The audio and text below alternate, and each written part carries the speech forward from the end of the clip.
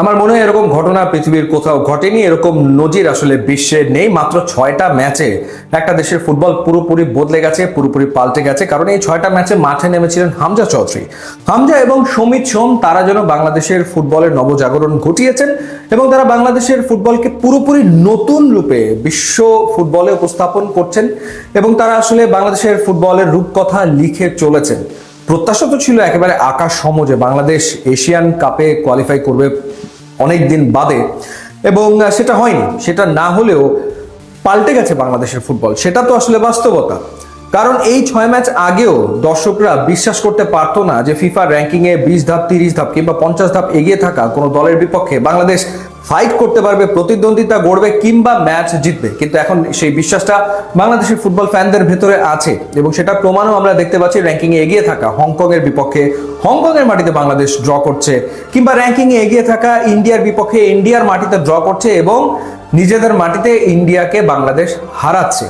এর ভেতরে নেপালের বিপক্ষে বাংলাদেশ 2টো ম্যাচে ড্র করেছে, সেই 2টো ম্যাচের একটাতে বাংলাদেশ পরিষ্কারভাবে জিততে পারতো যদি শেষ মুহূর্তে গোল না খেত, ভুটানের বিপক্ষে জিতেছে।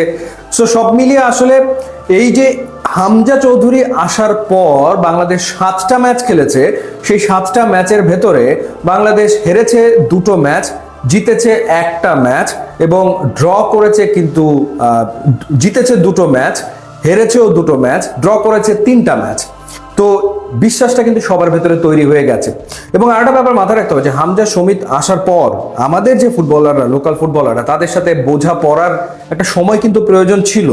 সেই সময়টা যত যাচ্ছে তত কিন্তু মনে হচ্ছে যে চমৎকার বোঝাপড়া হচ্ছে।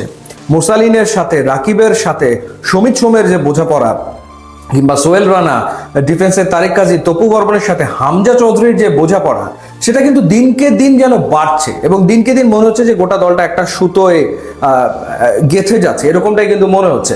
এবং আমাদের ফুটবলারদেরও কিন্তু প্রতিভা রয়েছে। মোরসালিন তার প্রমাণ দেখিয়েছেন হংকংয়ের বিপক্ষে গোল করে, রাকিব গোল করেছেন হংকংয়ের বিপক্ষে।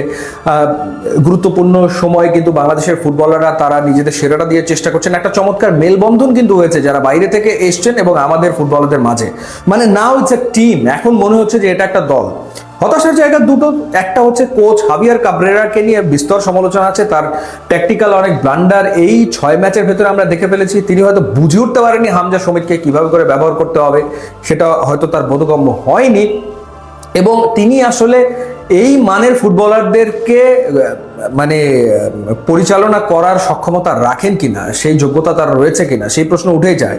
সমিত সোম এবং হামজা চৌধুরী আসলে যে মানের ফুটবলার, তো সেই ক্ষেত্রে যদি একজন দারুণ কোচ, একজন উঁচু মানের কোচ যদি পাওয়া যায় এবং গোলকিপিং পজিশনে মিতুল মার্মাকে তিনি সব ম্যাচ খেলিয়ে গেছেন, এখানে যদি আনিসুর রহমান জিকোকে ফিরিয়ে আনা হয় কিংবা শ্রাবণকেও প্রস্তুত করা হয়, গোলকিপিংয়েও যদি প্রতিদ্বন্দ্বিতা গড়ে ওঠে, ওই জায়গাটাতে ইমপ্রুভমেন্ট যদি হয় এবং একটা দুর্দান্ত কোচ যদি পাওয়া যায় যে খুব ভালো ট্যাকটিক্স দেবে মাঠে, তাহলে কিন্তু বাংলাদেশ ডেফিনেটলি এশিয়ান কাপে নেক্সট বারই খেলবে। এবার হয়তো পারলো না, কিন্তু সেই বিশ্বাসটা সবার ভেতরে তৈরি হয়ে গেছে যে বাংলাদেশ নেক্সট বারই এশিয়ান কাপে খেলবে। এই হামজা সমিত কিংবা আমাদের মোরসালিন কিংবা আগামী দিনের তারকা মোর্শেদের হাত ধরে যাই হোক না কেন, বাংলাদেশ আগামী দিনে খেলবে এশিয়ান কাপে, সেই বিশ্বাসটা সবার ভেতরে এখন আছে। ইউটিউব, ইনস্টাগ্রাম লিঙ্ক আছে, আপনারা যোগ দিলে খুবই খুশি হবো। And thanks for watching.